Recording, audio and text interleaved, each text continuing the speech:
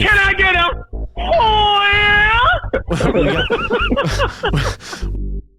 Illuminati Confirmed. You have been confirmed. Oh. It's that Illuminati music industry. Illuminati Confirmed. How about this? Wanna join Illuminati? Call us. No, today. dude. I trust the media. I know a guy who knows a guy who's in Russia. Wait, what the fuck is this guy talking about? I don't know. Illuminati Confirmed. Wait, you being for real right now? I am being 110. Illuminati Confirmed.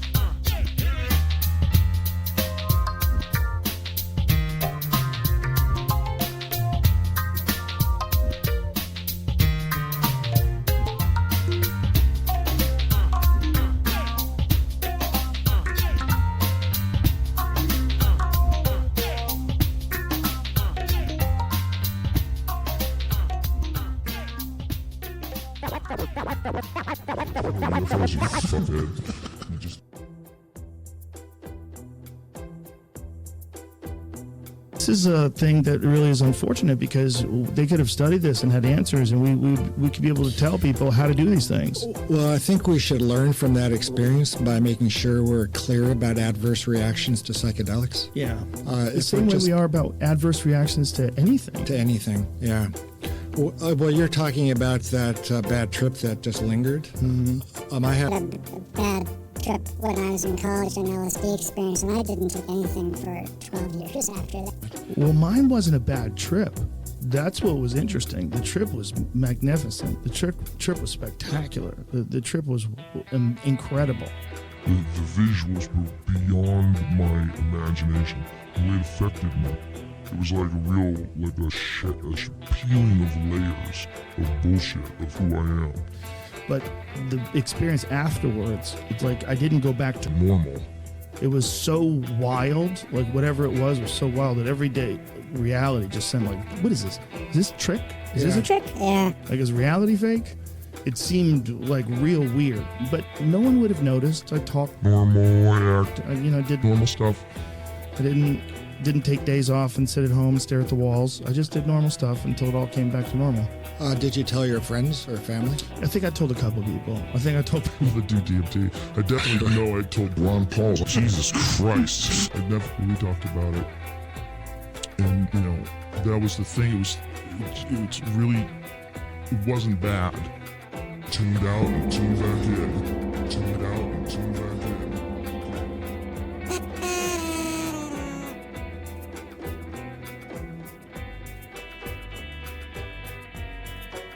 Welcome to the show. I did say you were going to be on the show, but I had to call in some reinforcements because this is a really interesting topic. So I'm going to bring in one of my co-hosts. This is Mark from My Family Thinks I'm Crazy. Yo, Mark, what's up? Hello. This is Matt. Matt, this is Mark. And we're missing one more guy. What's up, dude? Nice to meet you. Dude, you as well. All right, here we are. So this show is named Illuminati Confirmed. And it's another show that I do with Mark and Chris from Mensa Podcast. So we're going to talk about the lizards in the astral realm. So hopefully Chris hurries the fuck up so we can get this show on the road. Those lizards in the astral realm are holding up right now. Exactly, bro. And I think you're the guy to talk about this shit. And here we are. Pope Christopher. Matt, this is Chris. Chris, this is Matt. What the fuck is up? Welcome to another episode of Illuminati Confirmed. All right, so didn't mean to bamboozle you like that, Matt, but I had to bring in reinforcements because this is a really interesting topic. And I think Do it's you really important. think he cares, Juan? I don't he think doesn't care. I don't think he cares, bro. He's cool. He's cool as fuck. He doesn't care. What's up, Matt? You can throw anything at this guy. He's been in other dimensions. You think he's going to be bothered by two extra knuckleheads on this podcast? No way. I'm sorry my video is so small. I want to hide today. All right, dude. All right, so Matt, can you... So we got Chris from My Family... Chris from Mensa Podcast. And we got Mark from My Family Thinks I'm Crazy, my two co-hosts. And Matt, can you share with the listeners where they can find your work, your book? It has a lot of really interesting chapters in there, which I have pulled up. Can you share with the listeners where they can find your work? Yeah, of course. I've got a YouTube as well. That is Sophia Zozo. You can find my book. I put out free links for it. It is a public domain book. It's not about the money. It's about the message, about the content. That is Unseen Dimensions, Journals of an Interdimensional Traveler. Going for a really dramatic title, get a little bit of interest peaked. So that's on Amazon, but like I said, it's also all over the place. Free links, PDFs abound. Can you I have your bio here? Can you tell us a little bit about yourself and what got you in this? Are you actually traveling interdimensionally? What's going on, bro? What got you into this? What got you into this realm of things? I know, right? It's like, how do you end up stumbling into other dimensions? It happens sometimes. It's just the flow of life takes you. So anyway, I started out, I grew up Catholic school, which was a real bummer. Higher self is sorry to me for that. That was rough, but that was part of the journey, part of the lessons. I did take the golden rule with me. There's the good aspects to all religions, and then there's the empire programming aspects to all religions. So I found myself sort of left with, okay, so then what's going on? I can't really find all the answers in religion. I went through that phase of being sort of like hardline atheist scientific thinker to sort of feel like more confident in myself and feel like, oh yeah, I know what's going on, because say that nothing's going on, right? There's like a comfort in that. But then even that was like, I don't know, because things will happen in your life, like synchronicities or just like things that you cross paths with a person or something happens that's not a coincidence. You start to feel like there's some magic going on under the hood here. So I was like, all right, what is the truth here? I can't find it all in religion. I can't find it all in science. So then around my 21st birthday, I was kind of talking to a homie about being in my existential crisis. And he's like, all right, you know what? I think we should hook it up with some DMT on your 21st birthday. And that opened the door to sort of this wild journey that's led to where I am today. So I've sort of dipped back and forth between dimensions a few dozen times. Sort of like ninja practice, you sort of learn how to operate, you learn how to sort of steer, how to telepathically communicate. It turns out once you're over there, a lot of this is innate. It's very intuitive. The way you communicate, the way that you can sort of like spot somebody who's trying to take advantage of you, the ulterior motives going on, all of that sort of just starts to flood in. Memories from past lives. It's like as soon as you're out of this body and you sort of return to the all out there, it all starts pouring back. It's an interesting way to put it. So you're a DMT ninja. Can you tell what Juan, Chris, and I are thinking right now? Or does this only happen when you're in the DMT state? The full-on astral experiences, I did use the shamanic plant tool to really take me all the way. I am into meditation, and I'll have some psychic moments, like at a party, I can like call out a playing card from a deck, and it'll be right, statistically improbable amount of times, little things like that. My dreams are wild, man. It seems like once you start to go down that path of being a DMT ninja, the gateway in your dreams just like full on opens up into these wild things where it seems like I've been sent on missions. I'm like flying around in these like matrix code worlds where I'm like rearranging like languages and symbols to like make them more efficient, and I somehow have a complete understanding of everything that's going on. And then I'll wake up being like, what was that all about? So yeah, it's not an all the time kind of thing, but you know, I wanted to take that wisdom back from these experiences and you know, try to share it with people and essentially just answer those questions I started out with. Yeah, I think that's where. So you went straight black belt because, right? I So started. most people have their first drink at 21. You're like, I'm gonna have my first taste of the astral DMT world. Exactly. That's what's up. Yes, that's right. I was like, yeah, let's do this, right? Chris, have you ever done DMT, bro? No, I've never done DMT. So neither have I. What are your thoughts on all this, bro? What are you thinking right now, dude? Because Chris is our in-house skeptic. He's the one that really breaks it down and puts the pressure on the guest. What's on your mind right now, Chris?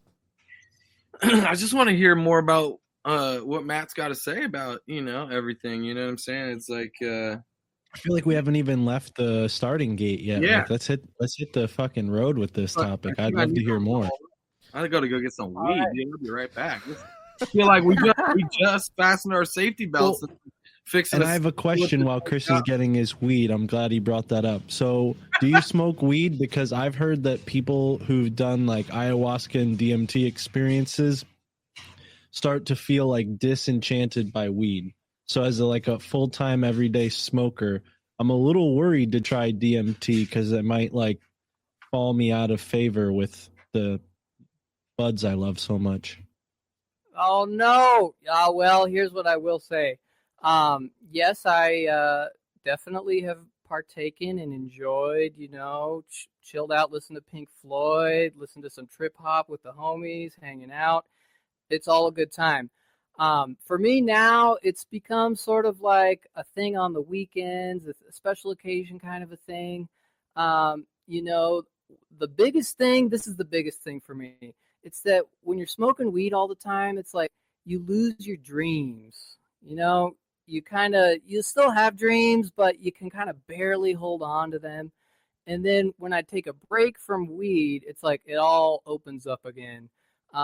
So, you know, no judgment. Honestly, I love this stuff. It's great. You know, you get into hobbit mode, right? It is technically a pollen. I feel like I'm a happy bee flying around. Like, it's totally good vibes. It's like anything, you know, if you're overboard with it, you're going to start like hacking up some nasty stuff in the shower, you know, like,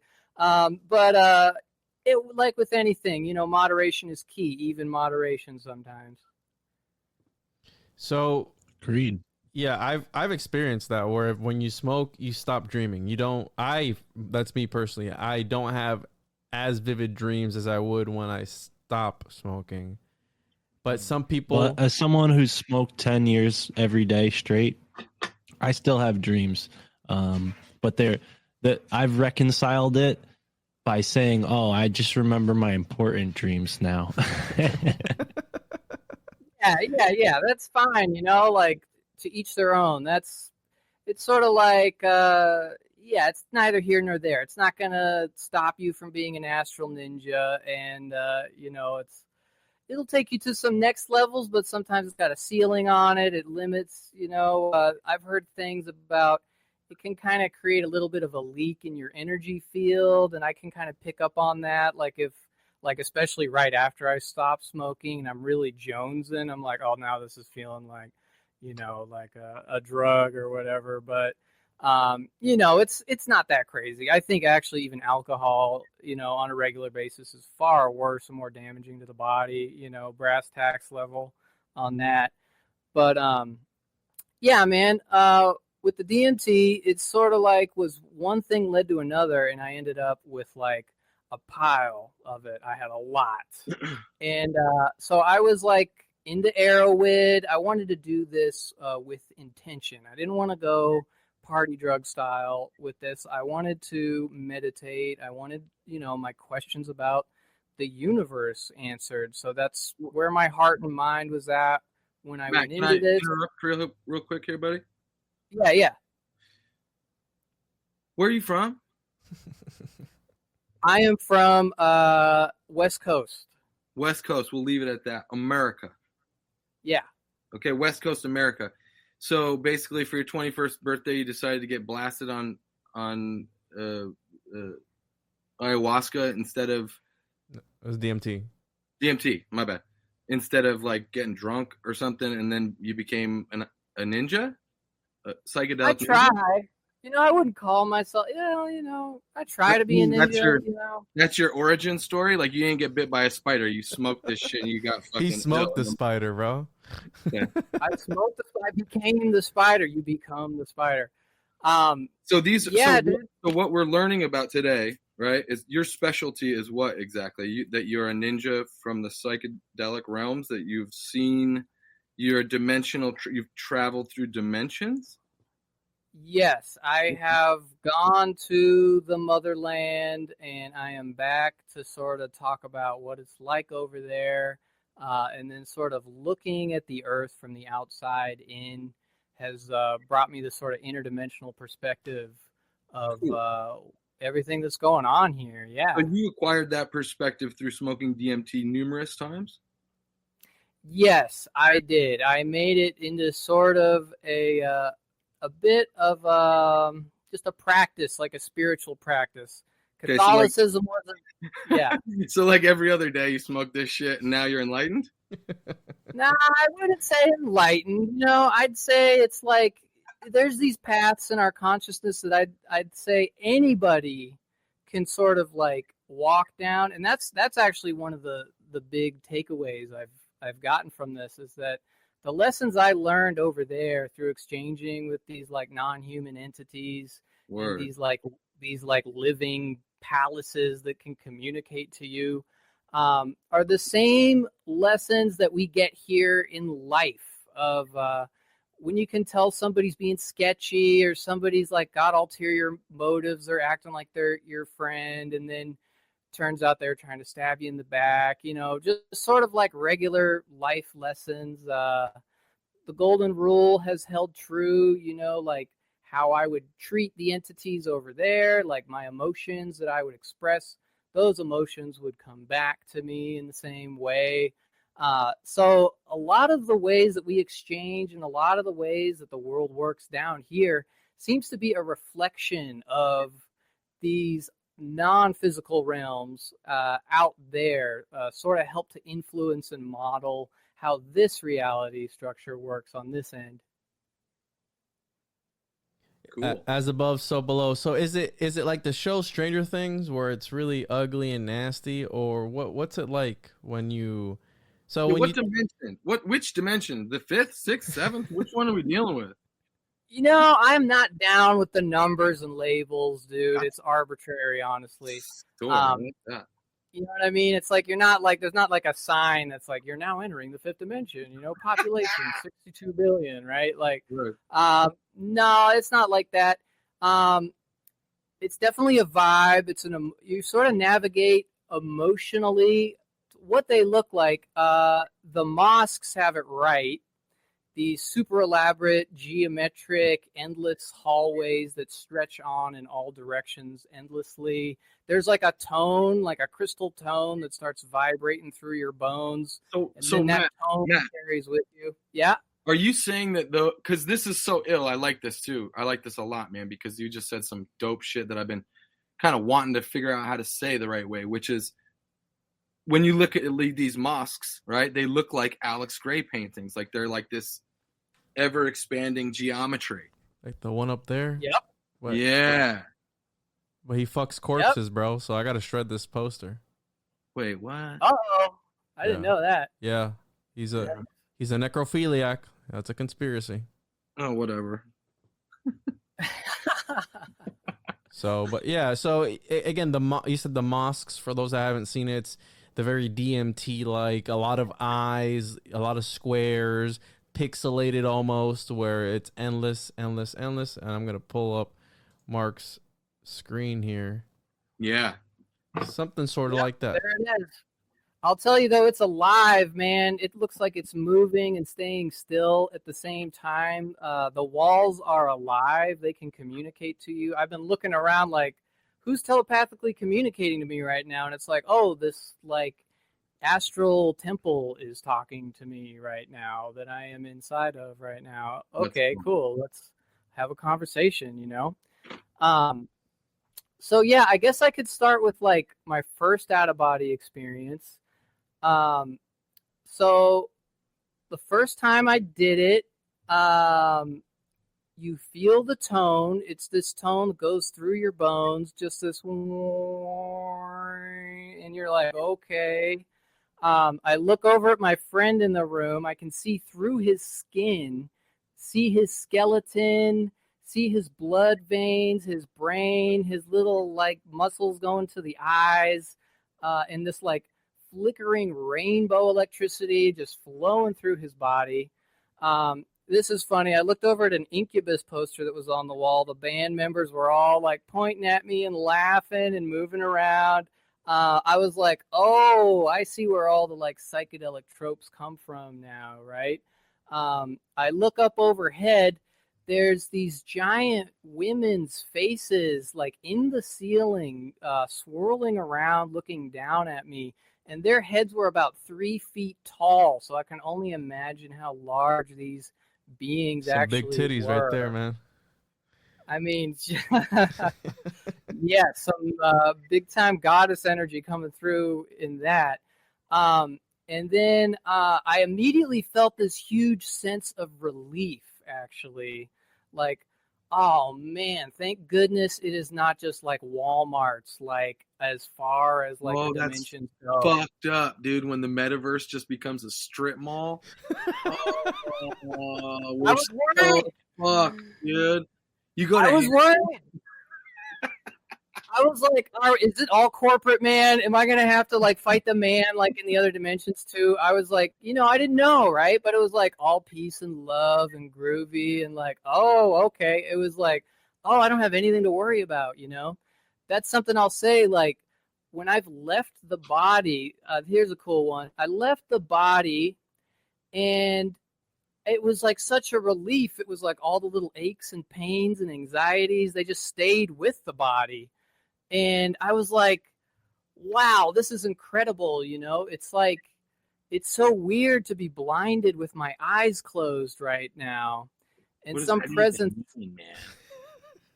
Right. Well, I was over there and I was like blinded by the energy and the light that I was experiencing. Because with the DMT, you can go eyes open and you see an overlay of just craziness on top of regular life, or you close your eyes and that is when you eject out of the body and that blackness behind closed eyes just starts to fill in with like super great graphics, like astral vibes, very arabesque.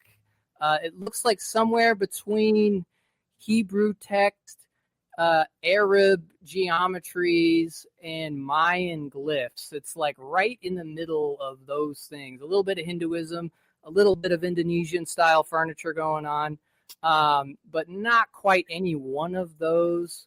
So anyway, I'm like, it's so weird to be blinded with my eyes closed right now. And this presence was like, oh, how interesting. What do you mean by eyes closed? And then I was so out of body at that point, I could not even remember what eyes were. I had no clue actually what I was even talking about. I was like, oh, wait a minute. I don't remember anymore. Is this the beginning of a friendship? Like, can you become it's friends? like You know what I mean? Can you become friends with, you just said like, because I've seen these Rick Strassman and all these people say maps, right? And they're literally making maps of the DMT world, right? So yeah. if you go back and the shit is the same, right? Could you have buddies that just out there? You're like, what? That's interesting. You mentioned that. I met this giant lion tiger who had eyeballs as big as my face, and he comes storming at me. He's like running at me full blast. I was like, oh no, what's gonna happen? He stops, he gets down in this very like playful position, and he's like, where have you been? Big girl. And like, wait a minute, I know you. Like, I could feel this like I know you. This is like my friend, like from like, Cool. I don't know how long ago, but it was like, wait a minute, like we recognized each other. I don't fully know, like, I have some speculations, but yeah, it feels like you're returning back to like where our souls come from. So it not only feels like friends, it feels like family. It feels like this deep connection of like, oh yeah, I know you and you know me, and like, oh yeah, before you went into the earth and did that whole like drama that you're like having this dream of right now. It does start coming back to you like, oh yes, that's right, where we stemmed from in the first place, and it all starts to fall into place. And then by that time, it's about time for you to get back because you know, that's just how it works, you know.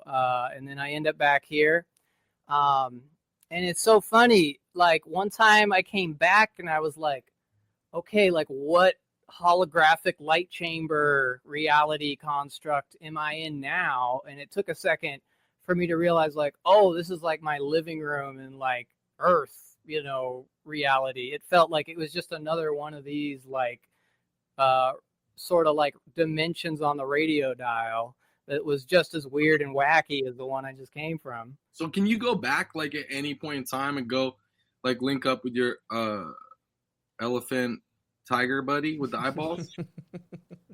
Like, could you go back in theory and be like, what up? Like, I'm back. What's good? What's up? You know what I mean? Yeah, I think, you know, if you get really good about your intentionality and you sort of like set that intention from the get-go, that will help you. I will say from my experience, it's a bit of a crapshoot. You just sort of get launched like, okay, here you are here you are here. It's sort of, I can't actually determine what the determining factor is. It ends up being kind of a grab bag, but in a way that was kind of the fun. It was like, all right, here we go. Let's see what's going to happen this time, you know? So is this dimension that you're talking about that you go to, right? Because, you know, we've heard a lot of people talk about this in the past. Like, it's here right now. It's just that we can't, with our normal eyeballs, we need this. Can't perceive it. Elevator to that dimension, right? Boop, you'd smoke this shit. You go. Yeah, it's like the plants are there on the regular. That's what I've picked up on from my experiences. That is where the plants are chilling at on a regular basis. They're in these other dimensions. So when you join with that in your body and that starts firing off through the synapses in the brain, it seems to trigger a kind of like specific process that's just like, you know, with the pineal gland, it's like the little rocket ship like between your eyes gets like turned on. And so you are in the vibe that those plants are usually at. So that acts as sort of like a bridge to get over there. And then you are your soul, you know. It feels like you're a sphere, like you can see all around you, like I guess like how a frog would see, right? You just suddenly, the vision just like spreads out like that. You know, even when you close your eyes, it's still sort of like feels like this blackness in front of you. But as that starts to fill in, it starts to spread out and it's all around you. And you're like, okay, I can like float around now and just sort of, and that actually works very intuitively too. I was right out of the gate able to just go like, okay, I want to go over here. I want to go over here. Sort of wherever you're applying your focus is like, all right, that's the direction you're going into. And it's like, am I moving or is the space moving around me, right? Who's to say? But yeah, you know, it actually feels very natural. It feels like very, okay, this is chill. It's surprisingly chill, you know, despite the insanity that's going on around you. Is there a way to do it without the substances? Is there a way to tap into that ability? Like how some monks go underground for long periods of times and they do breath work and yoga and all this stuff. Are you able to tap into that without using the substances? Because I've heard somebody tell me before that all these things that we use, all these psychedelics, all these divination techniques that we use, those are crutches. And we're able to actually do that ourselves by ourselves with our own bodies, but with all the technology and everything, that's the way that history has played out, they've stepped away from this humanism movement and more towards the transhumanism movement, where it's like technomancy, where you use technology to augment your magical abilities in a way. Have you ever experimented without the substances? Are you able to tap into that frequency without the shit?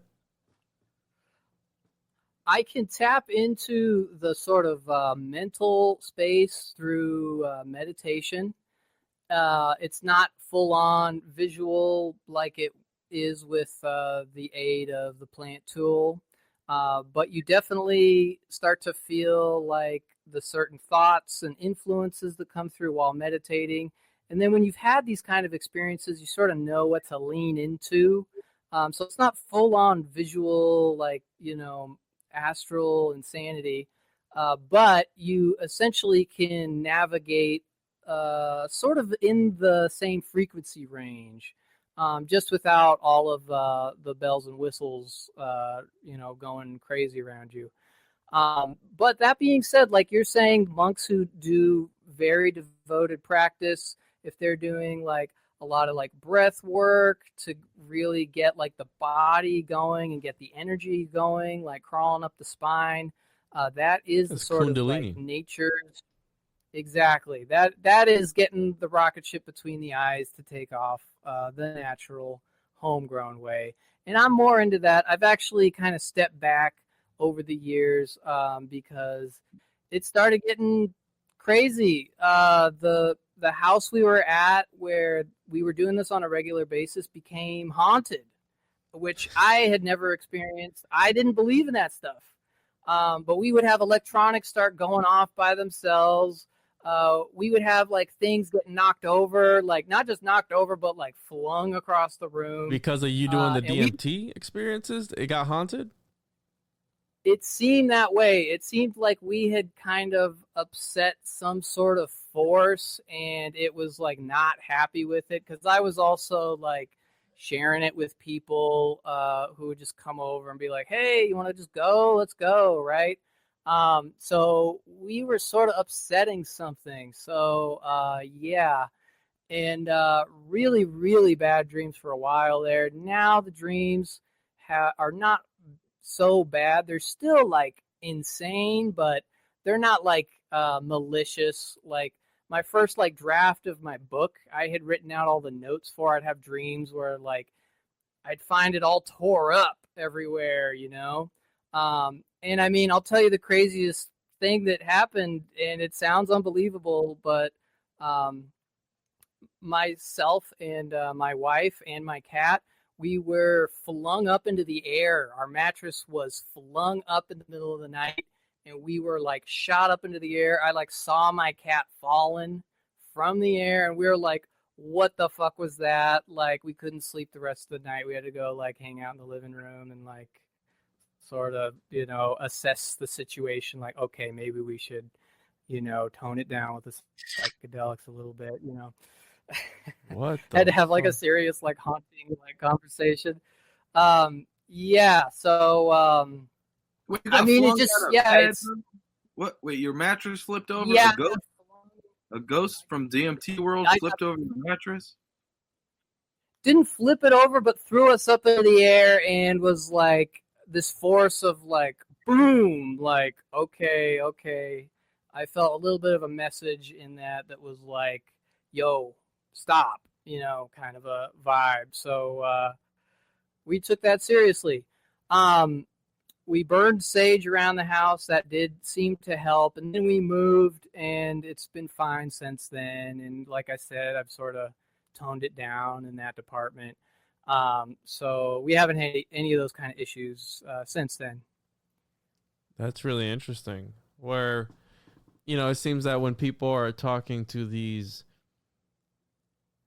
extra dimensional or interdimensional entities, some effects seem to linger in the real world, and you have this poltergeist activity. You could say you're opening up a wormhole or something, a portal, and maybe things are creeping through or following you back in. That's why I don't go to Skinwalker Ranch or any of these places, because our good friend Yes. Ryan Burns talks about how these entities will attach themselves to you and follow you around and start, you have that trickster entity. So it might be this trickster thing that was flipping you guys up and just fucking with you because you were in his territory. And when you slipped out, he just happened to, go out with you too. And he's like, I'm just going to fuck with this guy around his house and start doing shit.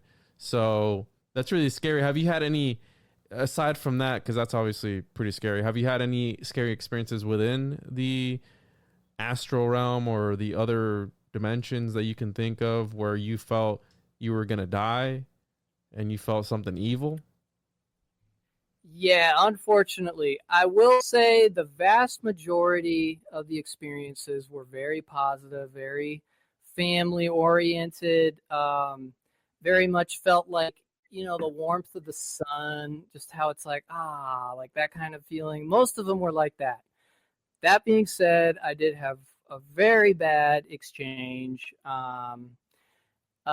So I was kind of, I knew I was there, right? I was like, okay, things are happening right now. This is my chance to talk to an alien, right? So I'm like, all right, I want to talk to an alien right now. And I should have specified that I wanted to talk to a nice alien. That would have been a specify, dude. Always. I know. Well, unfortunately, I had to learn this one the hard way this time. So an alien rolls up. He appears to me as a tall, teal gray entity, like the typical gray entity. Later on in this experience, it turned out this was more of a amphibious reptilian swamp creature shapeshifter type being that was just appearing like an alien to me at first. Anyway, that being said, the alien shows up and it's immediately this like dark feeling, like, you get good tingles running up your spine, but then you get the bad tingles that run up your spine. These were definitely the bad tingles. Very like, not just like garbage energy, but like murky, like want to destroy everything kind of energy just rolled up. And the first thing this entity communicates to me is, why do you want to be good? It's like, Earth isn't for being good. And I was like, okay, are you saying Earth is hell? Is that what you're saying? And it was like, no, Earth isn't hell. Earth is far from hell. Actually, my day-to-day existence is hell. And I was like, well, what's your day-to-day existence? And they're like, well, my job is to keep things the way they are, to keep things on Earth like bad for for like this larger structure that like uses the bad vibes on Earth. And I was like, well, what do you mean? And it's like, well, we're trying to make humanity scream loud enough to lure out the parent energies to take advantage of them. So they were like saying like they're mistreating humanity to like lure out some higher consciousnesses to like come through to try to help us. What the and then fuck? They're gonna try to like take their energy is what they're really wanting. So we're like bait to them. So I was like, don't you just wish that like two of these people would have the same story for once? Everybody comes back with the complete different, like, we're just like, okay, I guess they want us to suck their dicks through a fucking wormhole or whatever. It's never the same story twice, right? Like the last person we talked to is what we're like interdimensional bugs. Remember we were talking about that? We're like the growth stage. We're larvae, and then you got the David Ikes that's like, no, dude, we want fear to pervade, and they're lizards from Saturn, and they're using the moon matrix, and Saturn's actually a project. Like, okay, yeah, but this makes sense though. So pretty much we are infants calling forward something bigger than us, and then they want to mine off of that energy. What they call it, the parent? You said the parent consciousness? Yeah, the parent. Yeah, they called it the parents. The human. Damn, they're trying to lure out the good people by being dickheads. Yeah, man, and I feel you on the confusion of it all. Like, that's part of the reason I wanted to take a grassroots approach and get my own firsthand look at this, because it's so all over the place, right? Yeah. So it's like, and I'll tell you what, when I go over there, it is all over the place over there. There is like, it's like a jungle of like layers upon layers of all this kind of stuff going on. Dude, it makes you think that it's individually crafted for your specific incarnation. Like, it just, everybody's got their own fucking story. Everybody's got their own opinion. Everybody can't convince anybody else this is that. You know, it's like, holy shit, maybe it's all real. Mm-hmm. You know, Yeah, you know what I mean? Like Tripoli's like convinced it is a round Earth, it's a flat Earth, it's a this, that, or the other. He's like, it is what it is to you. You know, and it kind of like makes you think, like, holy shit. You know, the only thing we can know is that reality is subjective, right? That's like, that we can know. But other than that, like, you know, we can't fully know anything because it is subjective. So 100% on that, it's like, to each their own. You know, it's like, what angle of the fractal are you looking at it from is going to be a little bit different, you know, depending, you know. And then we try to like put it into like human language, which then like applies all of its like baggage to everything, right? And then you've got some people in this realm who are like trying to make money off of it, and then that adds a whole other like layer of bullshit on top of the, you know, already like convoluted pie that's on top of here. People that are actively performing disinformation campaigns as well, you know. And then you got, it's like, dude, it's levels, and it's not 1, 2, 3 like individual levels. It's, I wonder if it's like this DMT world or this other side, or, you know, it's like so many people say about there's like this way to punch through like a portal, like Skinwalker Ranch guy, for example, or whatever. It's like there's always this talk of like there's this other thing going on. And when people get over to this other side or with this other thing, well, you got Stranger Things vision, which is pretty Skinwalker Ranchy, right? And then there's other people that are like more the drug side that seem to think it looks like my background, where it's fractals. And so it's math. And so maybe that's like, well, we do know that's the pervasive language in the universe. I mean, that's the thing that ties all things together. It's the code. So it's interesting because like you smoke this shit or whatever, and then you see the code. Kind of. Yeah. It's weird. And then you're telling me that there's other shit over there that you can interact with. Like, yo, Bruce, the fucking dragon is my man. It's like we chill on Thursdays, you know what I mean, or whatever. Like you. Yeah, I know, it's wild. Then, you know, when it's like happening, it's like, oh shit, this is happening right now. Like this feeling of like, this is like not normal, but yeah, this is what's going on right now. What's their insight from the other side, bro? Like, what are they saying? They're like, you guys are fucking up. You guys are supposed to be vegans. You know what I mean? What's the message that's coming through from the other side? So, on that kind of experience, I met with this blue being of light. It was just blinding blue light. The texture looked like seashell patterns, interlocking seashell spirals. Cool. And I could tell this being could appear in any form it wanted to, and it took a humanoid shape to make me feel more comfortable. Did not have any facial features or anything. It was just this repeating pattern. He was floating in the middle of a sort of elongated, rounded, rectangular space of the same pattern. There were these like mug-sized cylinders shooting up and down out of the floor and into the ceiling along the sides. I have no idea what that was all about. I go up, float up to him. He's like, oh, hey, funny to run into you here. And I'm like, hey, I feel the same way, you know? And he's like, hey, I guess while you're here, you know, is there, you want me to like see what's going on with you and, you know, like talk to you about it? And I was like, okay, sure. You know, like, they were very like wanting to like be co-respectful and like check with me if we wanted to have this exchange at first. And that was for me like, oh, okay, you know, you're checking with me. Some of these other beings, they do not check with you. And And in this one, I had a humanoid body shape this time. Sometimes I've been a sphere, I've had no body at all, or I've had a humanoid body shape. My body was one line, like wrapped around itself, this unending line. And what we did is we would zoom into the line where it was broken or it was fractured. And one of them was we zoomed into it, and then suddenly, like a Victorian dress, like just goes whoop out from underneath of me, and I'm this like woman in a southern plantation in a cigar smoke-filled parlor room. It's super hot and sweaty. I feel my girder. I feel like I hate my husband, and I end up running upstairs.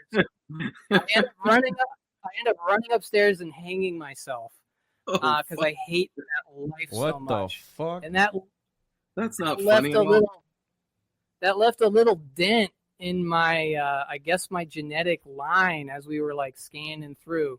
So we went through some other ones, and then there was one over here where suddenly I'm in this like alien military uniform where I've got like pointy ass shoulders, and I'm on a spaceship with all these like genetic minions I've created, and I'm like screaming at them to like blow up a planet, and they won't listen to me. They're like, no, we won't do it. We don't want to kill them all. And I'm like, you better fucking do it. I was a real asshole, I guess.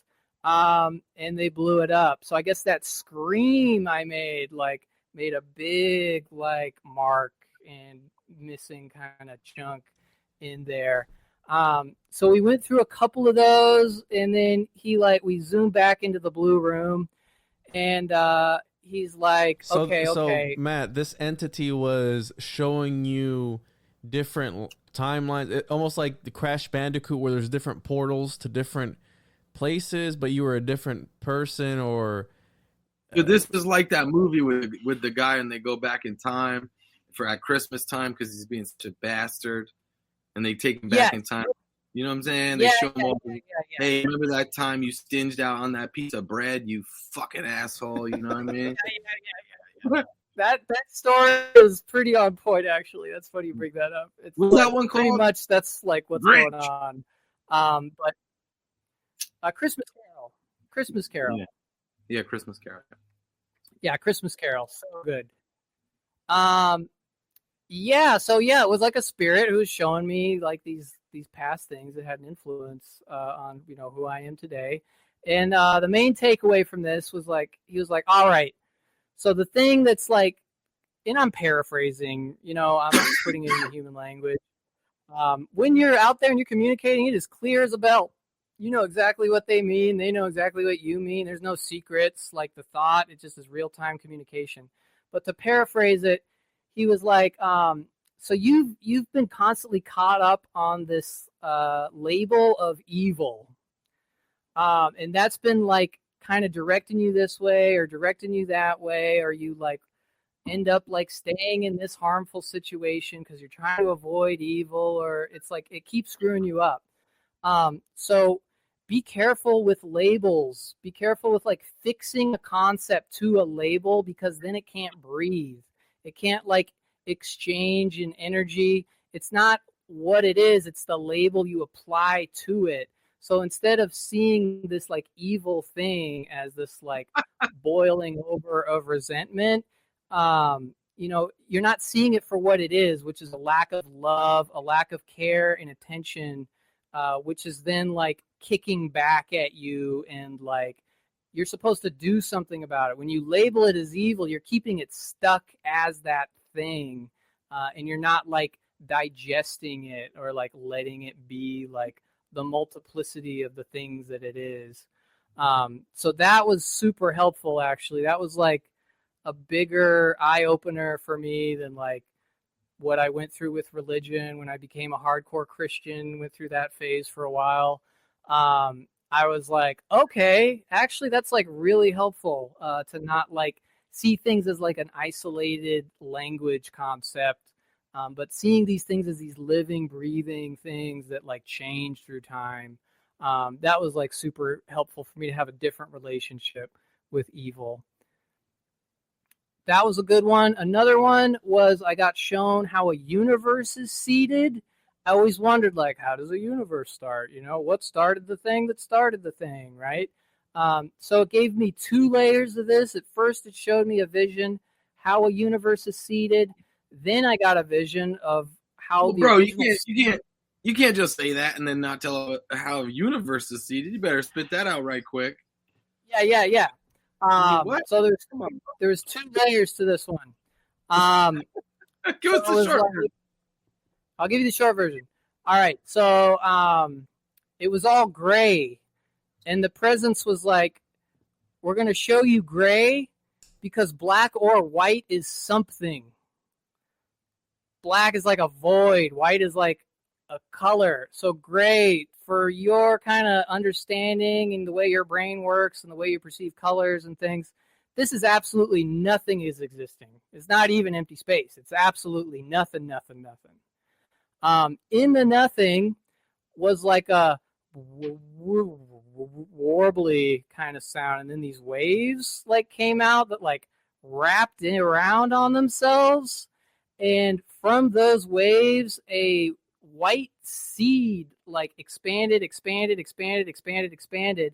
and what came through to me was the way that you seed a new universe is by using a time loop paradox, where you seed the energy into a non-occupied section of space-time before anything existed in the first place, and that creates the endless feedback effect that can then expand into like the amount of energy that you wanted to set into it based on the initial time loop paradox that you set off in the first place. Bro, do you think they smoked this shit at NASA? Not at NASA, They just be able to figure it out. Probably secret programs. Definitely a secret program. Yeah, Doing this kind for of shit. sure. Because no offense, if you got this technology, oh yeah, you know, you'd think that they would want it. Oh man, and then you think of the occult priesthoods who've been running things behind the scenes this whole time with their soma in Egypt and with their various other substances and all the other cultures throughout time. Oh yeah, they were definitely hooking up with these realms. And, Matt, they've were been you hogging that intel for a long time? Were you ever able to manipulate reality in that realm, come out, and whatever you did was undone or done in this real, right, subjective world? Were you ever able to, I don't know, move something around or morph something into something else? You come back and you find it somewhere, or does it not work that way? Because if the elites are tapping into this sort of technology, because it is a technology, it's some sort of elemental technology, it's something that they're 100% using.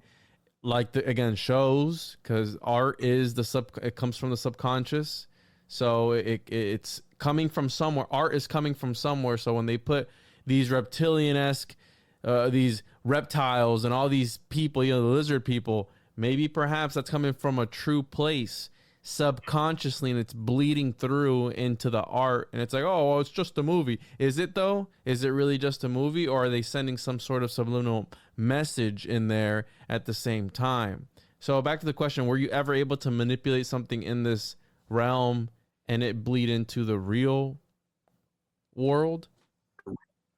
I would have to say no. I'd have to say not specifically. Aside from like the book I wrote, which would have not existed except for these experiences. I would do visuals for like psychedelic rock shows, so it definitely influenced that. But like that kind of thing you're talking about, honestly, that wasn't on my mind to even try, to be honest with you.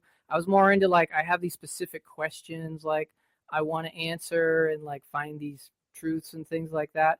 But actually making like a change like that, no, not here on this level. And that's actually something I took away from. It's like, you know what? It's like you can go out there, you can get universal wisdom. If your heart's in the right place, you're a genuine truth seeker, you make some things happen and you go for it, you can do it, but you still got to get back here and pay your rent.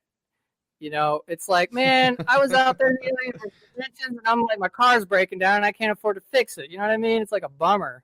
But it's like, yeah, there's a pretty. I wouldn't say that they're separated necessarily. It's just there's like a stream of many levels where things from that level sort of work their way through and then rise up to the surface here. So, but I mean, that being said, I don't know if I really was like honing in on it and trying to make it happen, then hey, who knows, right? I will say one time when I was over there, I was able to like craft light with my mind, like stretch out the shapes and multiply it. It was like I was using like some CG software. And like I said, the graphics are like, what? Like, man, I never seen purple like that. It's like I got so excited, like, oh my, what? I'm like crafting with like pure thought alone. I got so excited that the thing disappeared because I was like no longer like in the flow of it. I was like thinking about it and being excited about it, and that just like snapped it off like a light switch, which was, yeah.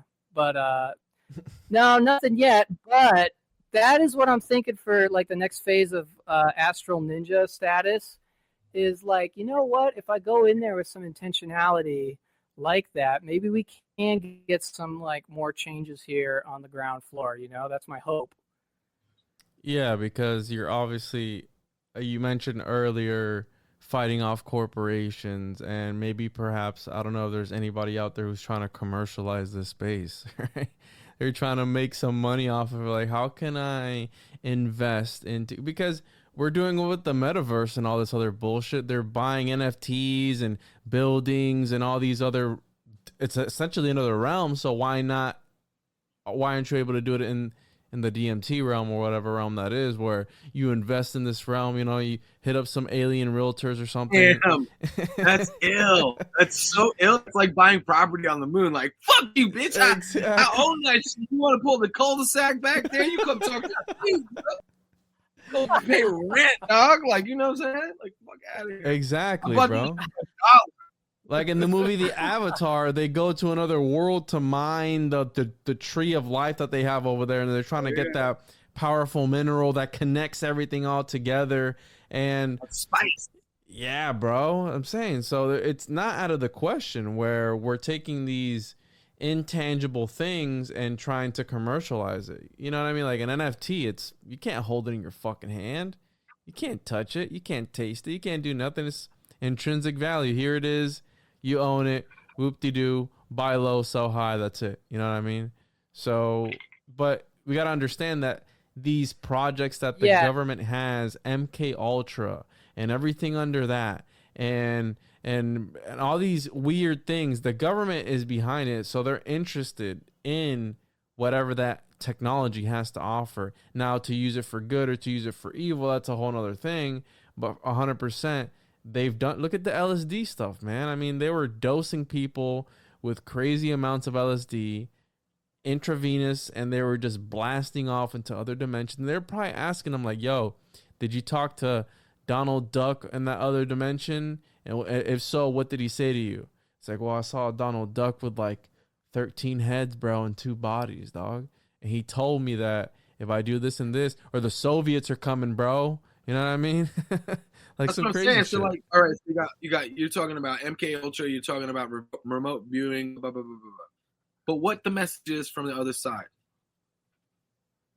Yeah, the messages, I'll tell you this one. So like I met a spirit, giant humanoid, was in a red robe, very much Tibetan kind of vibes coming through in this experience. And I was like, hey, it's like so great over here. It's so nice. It doesn't seem like anything bad is even like on the menu over here. It's so great. Why don't you guys like, you know, visit us over here? You could probably fix the earth in like 10 minutes. You know what I mean? What they said back to me was, you know, we need our energy for our evolution and what we're working towards. We're trying to get back to source just like you are. And actually, I'm really grateful for you because you doing what you're doing at your level makes it so that I don't have to do it and that I can just focus on my level. And then there's levels above me that are focusing on their level. So they basically gave me the advice of like, keep trying to like work on the issues of your reality, you know, the things that are like corrupt, the things that are like causing all the pain and suffering. Work on those as your focus points to heal those things, because then you're going to let more of the higher vibrations in, and then those lower vibrations get pushed out because they become obsolete.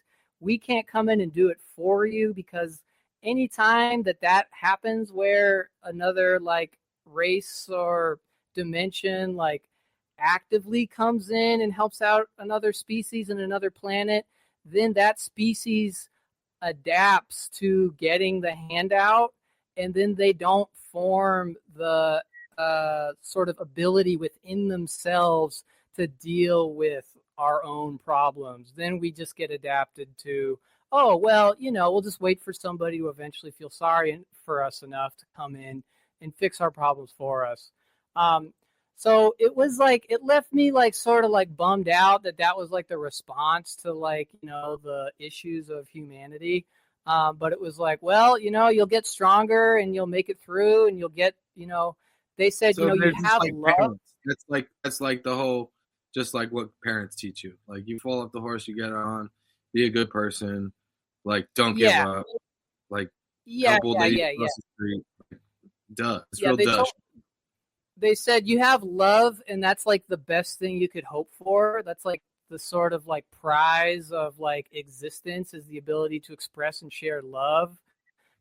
Because then when you're in the bad shit, like you still have love you can reach for. And it's like, other than that, yeah, you got to figure it out or you will go extinct. But you know, extinction, you know, it happens. You'll just pick up where you left off elsewhere. Same for the sentience of the planet. It goes for on a planetary level as well, like the soul of the earth would then continue in a new embodiment to pick up where she left off from. But truth be told, in my gut, I feel like we're going to make it this time. I think that's why we got all this kicking and screaming going on from the ruling class right now, is because they can feel like they're losing a grip. I feel like their quantum think tank supercomputers are like spitting out the simulations, and it's not looking good in their favor. So they're like, oh, we gotta like rush because we're like losing these fools. Like, so quick, plan B, plan C, plan D, and push. But the irony of that is because they're such junkies, they're so all over the place. They're like such poor managers at the end of the day. That they're like the bumbling bad guys who, like, when they try to like do their plans, it just falls apart on them because it didn't have a good basis from the get-go. So like they those are two evil undoing geniuses that can own. never get it right. They always fuck it up in some way or another. You ever seen those? In, like the cartoons, Yeah, like they never get along. You know, they're always upset with everybody, and it's like they can't even get shit done. You know. So, man, they're trying, and they're, you know, you think about the kind of money that's getting poured into these plans. It's like they're not even getting the return on the money they're spending on this shit. it's like Team Rocket. They always fuck it up some way or another. They're here to make trouble and all this shit, and they always fuck it up. You said that you mentioned a reptilian-esque amphibian something or other entity. Is there such thing as energy harvesting or energy vampires in these realms that you've seen? Have you ever encountered another person in this realm by any chance? Have you been in there? And you know how, I don't know if you've ever been to like an amusement park where you're on a ride and you look up and you see the other people on their fucking coaster on top over there, and then you look over, oh shit, look, yo, that's Chris up there, he's talking to so and so. Oh shit, yo, that's Mark up there, he's talking to Zozo, whatever the fuck that guy's name is. Have you ever seen anybody out there at all? And I don't know, how does that work? You know, I have seen like faceless humanoid souls. Like I saw what was a line of these like featureless humanoid bodies who were in line to incarnate as John Lennon, like it was a ride, and they had to like space it out because you can't have too many like John Lennons like running too close to one another. Like there needs to be a little bit of like space for like the next person to like jump on. So that was something I experienced. My significant other, who we were both going on these journeys together, she came across like a room filled with thousands of golden women who were all excited to see her, like, oh, it's you, you're back. And one of them was like, oh, it's too soon. Like she died, right? It was too soon for you. And they like took her into this chamber and she could feel their hands caressing her. And then like one told the other one like, oh, she's going to go back. She's only here for like a little while. And they gave her these raised eyebrows like, what are you doing? Like you're messing with something like that's like, what? She also came across like a chamber of, there's like humanoid beings like out there. But as far as like seeing like a homie where I'm like, oh, what's up, John, dude? Hey, oh, you were smoking DMT too? Oh, what do you know? Small universe, right? No, nothing like that. But yeah, man, it's like, yeah, the line for John Lennon was long, dude. Yeah, it's almost like a reincarnation. You know, they could have to space it out. How does time work in this realm? Is it? Wait, Juan, that shit is like that movie, bro, where they move the thing and then they end up in Malkovich's head, bro. What are you talking about? I haven't seen that movie, bro. What? Dude, you miss all the good ones, You dog. know what I did start watching, though? Flash Gordon. Fucking amazing, bro. Amazing. Fucking yeah, I got amazing, dog. Fucking crazy. So, how does time work in this realm? Is it where 1 second is a few minutes? How does that work? Because I mean, you know, they say we don't know what one day is to God, and you know, it could be 1,000 years or whatever the fuck they told me in church. Have you noticed how time works in this realm? Yes, it's very fluid. You kind of slip out of linear time. I met these three like beings. I call them like the three wise men. And one of the first questions they asked me was, where and when are you from? Like they wanted to know like what time I was from, you know, like not just the location, but like where, you know, what time. I couldn't really answer the question. I was like, I'm from Earth, you know, I'm from like, you know, 2020, right? I'd like try and they're like, all right, you know, then they scanned me too. Like scanning seems to be this like normal thing. It happened to me like 4 or 5 times, and then they get the full picture. They're like, oh, what do you mean? okay. What are they scanning, bro? Do you have a QR code on your fucking forehead or something, or how does that work? I guess it's like your soul. They could scan your soul, and then that's got all the info of, you know, who you are, where you came from, what your like recent lifetimes has been. Did you have that ability while you were there? Like, did you have a little gun where you took it out like Walmart and you just fucking scanned the motherfuckers? Like, hold up, boop, and you just know where he was from. I could like pick up on stuff, but I wasn't like as good at it as they were. I could pick up on some things. Like I knew that that giant lion dog I met, like I could start to feel into like, wait a minute, I know you, you know, but I think that would just come with like more practice being out there. But that's the thing with the psychedelic realm, where you can do it a bunch of times, but it always seems you're left with more questions than answers when you come back, because how Chris was saying, it's always a little bit different for everybody. And it's never, I've had friends of mine tell me similar things, where I had a friend of mine, I think they were on peyote, and then they had a snort, and I've said this a bunch of times on the podcast, but they had to snort some substance through the hollowed out finger of a mummified monk. And they had this finger and they had this plate, and everybody had to do this ceremony, and they had to snort it up the hollowed out finger And when he went and blasted off into whatever realm he was in, he came into a room where he saw somebody he knew. He one of his old shamans that helped him, you know, with ayahuasca in the rainforest. He saw him because the dude had passed away. And when he was in this room, they all turned and looked at him, and they're like, "Nah, dude, it's too soon for you." And then they just blasted him back out. But he saw the one ayahuasquero when he was there. He's like, "Yo, I know that guy." And I would have conversations with that one guy, and he'd tell me that he knew where he was going after the fact, into this other world, right? He's like, "Oh, it's fine where I'm going. You know, I'm dying, whatever. It's fine. I know where I'm going to go." And he saw Homeboy, and Homeboy acknowledged him in this realm. But then they were like, "You know what, dude? You're not even supposed to be here, so peace." Because it's almost like these things are like a cheat code, right?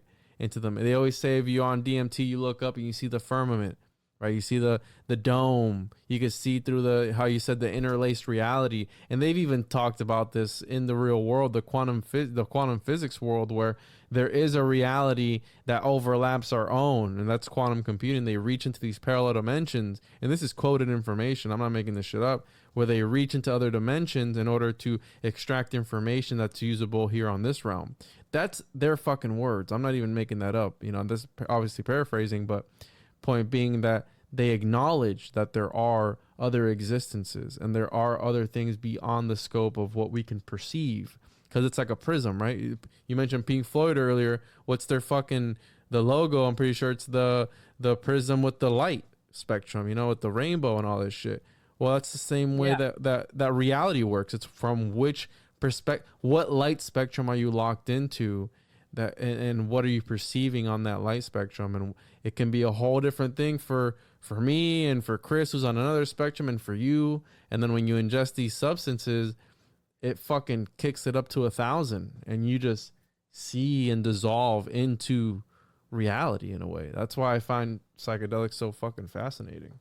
Dude, that shit, like, you ever think about it like it's like alchemy too? Because, like, dude, some dishes need salt, some dishes do not need salt. Mm-hmm. So, like, some things are for you, I see some things are not for you. And so I'm just saying, like, you were talking about weed not doing anything good for you. Well, that's fine. That means there's more weed out there for me, motherfucker. And the same thing with, like, all other shit. You know what I mean? Like, I don't give a fuck what you want to do. Don't hurt nobody in the process. We cool. You know what I'm saying? Like, you want to do meth, feel free. You're going to lose all your teeth. You go crazy. But that's your life, dog. Like, you know what I'm saying? Like, shit. And certain things, but the where I'm going with that, just to be an asshole, is the weed thing is in particular. Like, some people can't handle it. Like, so it's fine. Don't do it. Same thing if you, like, you know what I mean, with alcohol or whatever, tobacco, firearms. Yeah. It's weird, man. Oh, yeah. No, I would say a big takeaway from all this was, like, at the end of the day, it's like, how balanced is your energy exchange with those around you?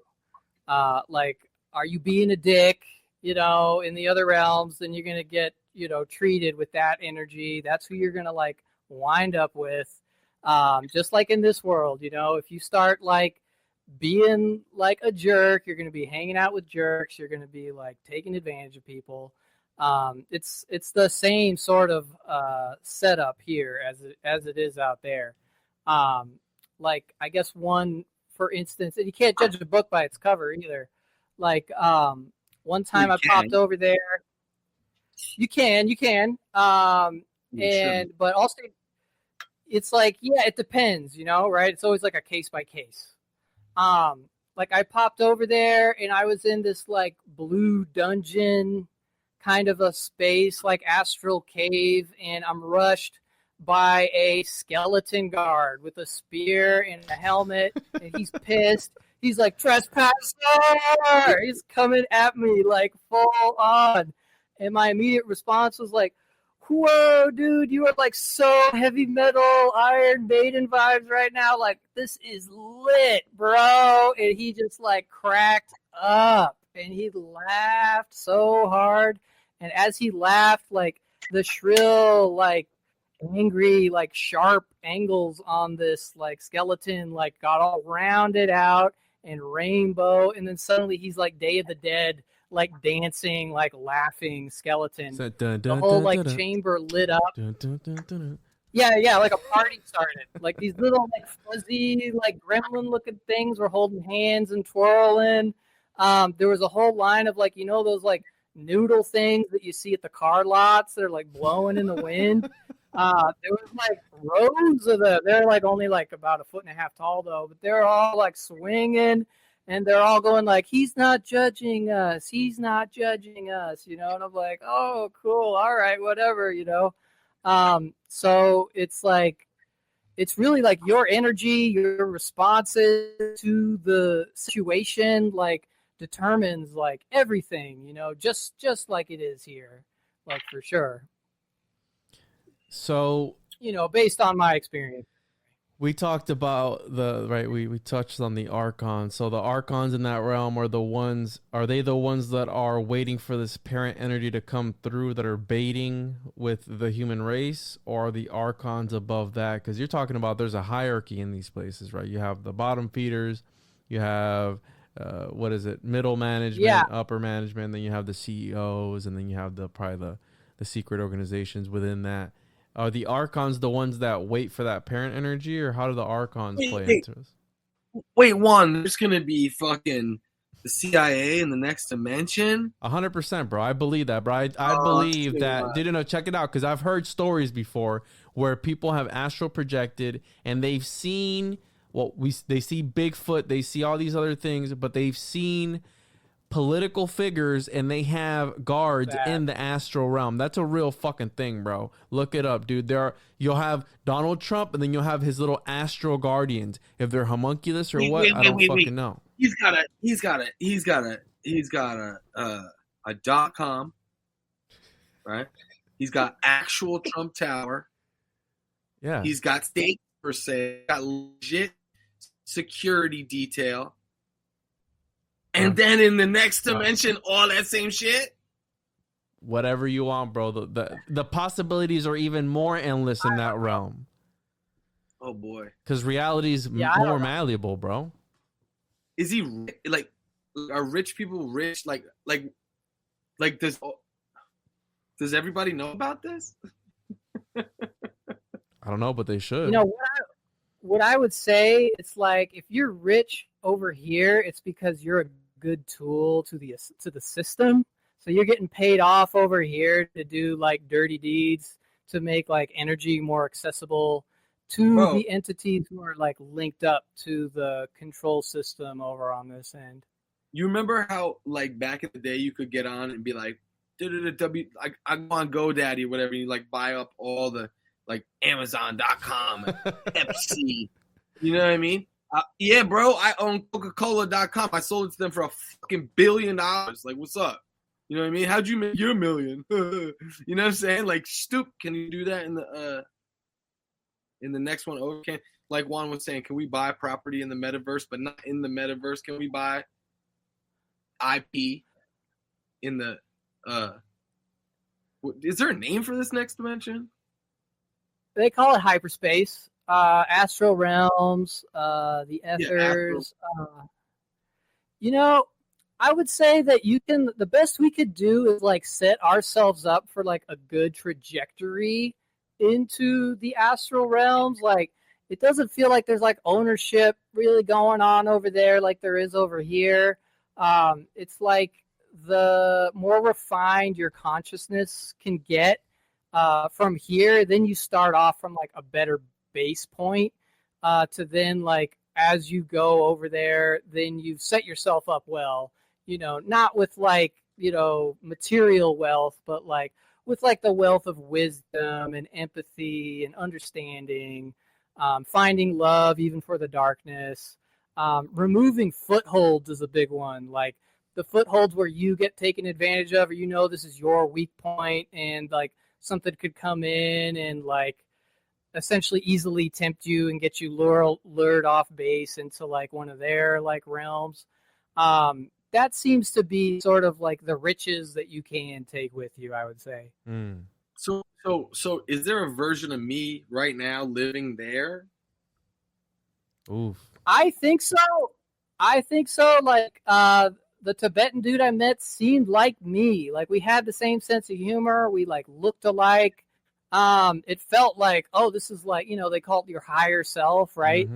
And I've heard this statement, and I think there's some truth to it. This idea that if existence is a full-on fractal, like top to bottom, it's a fractal, then that would mean if there's a creator of this universe, and if this is their like artistic expression, then any like consciousness node out there is the creator of their own universe, doing their own thing, and then they have just sort of beamed a little fraction of themselves into this one, and then the same for all the other ones, if the fractal is truly complete. That, yeah, you got your universe out there, Chris. You got your universe out there, Juan. Supposedly, I don't know, but it's like it makes sense in a way. No, it does, and we're almost like, again, we're almost like puppets. We're playthings of these other higher entities. And this whole having your own little astral guardian or something in another realm, I mean, that's the Taoist approach to things, where you become so enlightened, you form that little light body, the little homunculus that goes on to live for you in order for you to escape the samsara, the reincarnation, the Ouroboros, right? Because they look at that as like a torment, where you don't want to go back again and start over. You die, you wake up as a fucking newborn baby. You're like, fuck this realm, man. I hate this fucking life. So it's fucked up, right? But again, that's the way that they saw it. So that would be pretty fucking awesome if there was. Wait. All these rich people are trying to live forever. What are you talking about? Like, the most thing that they would want to be is reincarnated as like a fucking another person to do it again. What are you talking about? So no. But see, that's the thing, dude. They wanna live forever with the same shit they got now. They don't want to fucking be reincarnated as some maid somewhere in Bangkok or something, some fucking lady boy somewhere. You know what I mean? They want to be the same. They want to be Jeff Bezos. They want to be the richest motherfucker in this world again. Yeah, so, but most rich people had to work for it anyways, bro. Most wealth is created, and then you're rich, and then the next generation then inherits it, like loses it. Third generation, it's fucking gone. So it's like, dude, all these people, they would know that, and they'd be like, hell yeah, I want to be some kid from Bangladesh and fucking box my way up out of that shit. That's what I did the first time. I think there's different strokes for different folks when it comes to that, bro. I think you're gonna have the ones that they enjoy the fight, and then you have the ones that they're lazy as fuck. So like, nah, I just wanna download my consciousness, get altered carbon, sure. get me a new meat suit, just get me a new one. I want to have all the same bank accounts, just transfer everything over, and I'll take over, and I'm gonna drive away in my Lamborghini, and I'm gonna do my things, whatever. You know what I mean? I think there's that aspect of it as well, bro. I figured out how they can do it, dude. Have you ever seen Highlander? No, dude, I haven't. I just watched I know what it. you're talking about. That can be okay. It's just interesting because, again, everybody's got their own interpretation of what this thing is. Everybody seems to think that there's a next dimension. Okay, great. So now in this next dimension that you can access through DMT, ayahuasca, Skinwalker Ranch, in other ways, apparently, I don't know what they are. Maybe if you're a wicked monk, like you're ill monk, right? But these seem to be the only ways to do it. And then in that place, it sounds like they just were like those spirits that you came into contact with, just like decent parents. They were like, you know what I mean? They just said pretty like, yeah, like as above, so below. They're not a fucking party, bro. But do they have jobs up there? I wonder, do they got to go fucking work at Walmart, dude? You know what I mean? Like, are there? Yeah, it's weird, man. As above, so below, Juan.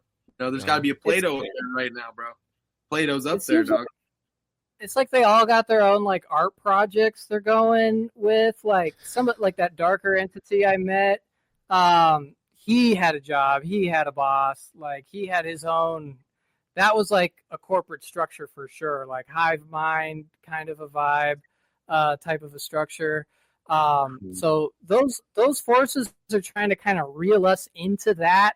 Because then they've got like livestock, they've got access to fresh genetics, they've got access to glands, then they got access to the soul energy. Because I think if you start like kind of cutting yourself off from nature and you're building all the super technology, you're sort of cornering yourself off. You're increasing your entropy where you're dying. So then you need the technology, which is further destroying your genetics, if they are on the physical level and the physical side or the semi-physical side of those beings. And then their higher ups, who are all just purely like thought forms, they are trying to sort of sidestep evolution. Like they're like, no, we don't want to like humble ourselves and like embody as like a fish and then work our way up to a monkey and then work our way up to a human to like get a chance to get out of this loop. Like, no, they don't want to do that. They want to like, no, let's just assimilate everything. Let's harness it all. And let's create like these synthetic realms, and I think that's unfortunately what's going on with the mainstream religions here, is that those are forces who are trying to create their own like synthetic heavens, that they're reeling people into, because then they've got like a whole stock of like worshiping souls that they can then use that energy to create their heavens out there.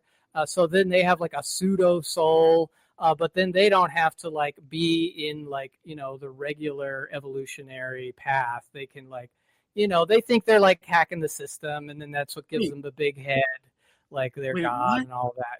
That's some trippy. That's like that's a whole other trip. I feel for those. I feel for those beings. I feel like nature has a plan for them as well, like the Yaldabaoth and the demiurges out there. It seems like nature's like, okay, we'll let you be in charge a little bit so that you can get all of that out of your system. You know what it's like. And then you're going to end up still being like what you are when you run out of juice eventually.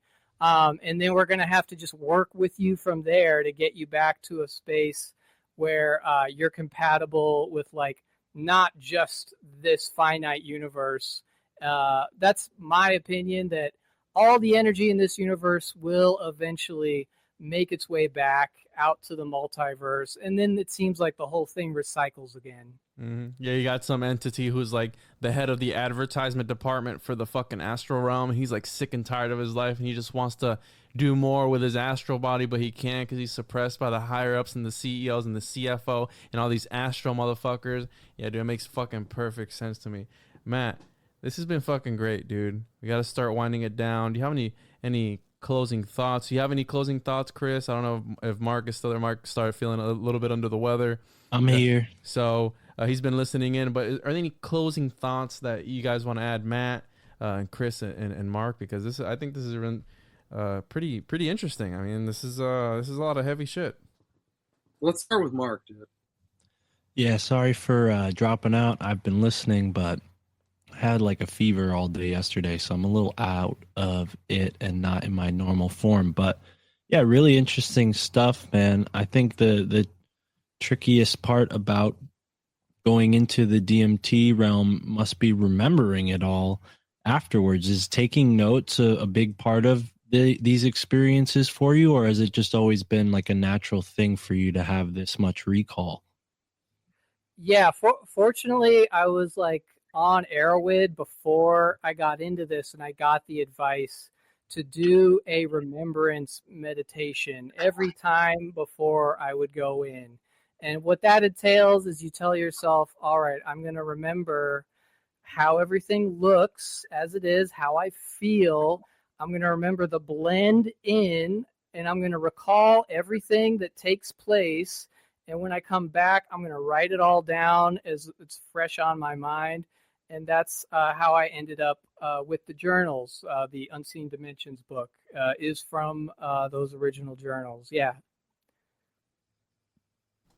Right on. Chris? Man, yeah, I got to pick up this book.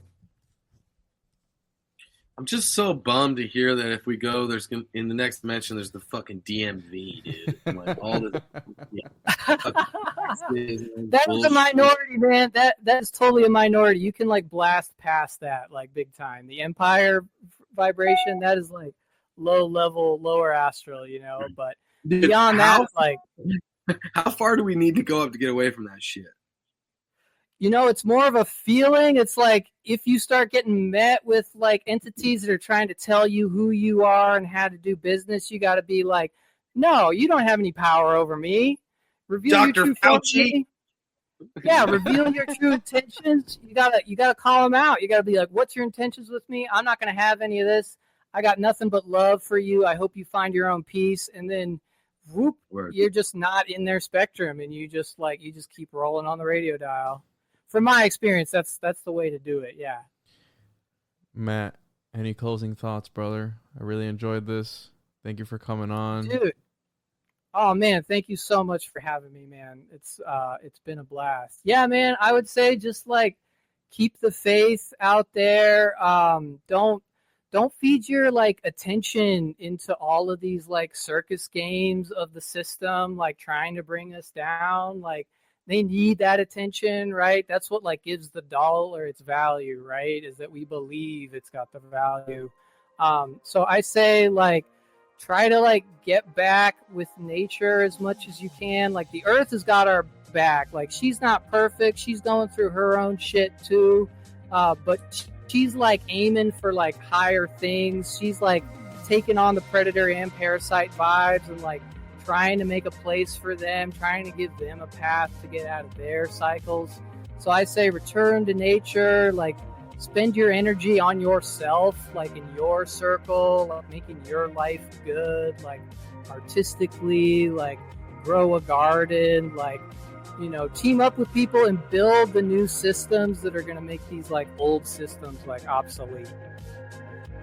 Awesome, man. That was beautiful. And one more time for the listeners, where can they find your work at a website? Where they can find your book as well. Yeah, so Sophia Zozo on YouTube. I will send you the links. You can find Unseen Dimensions on Amazon, but I'm also going to send you the free PDF.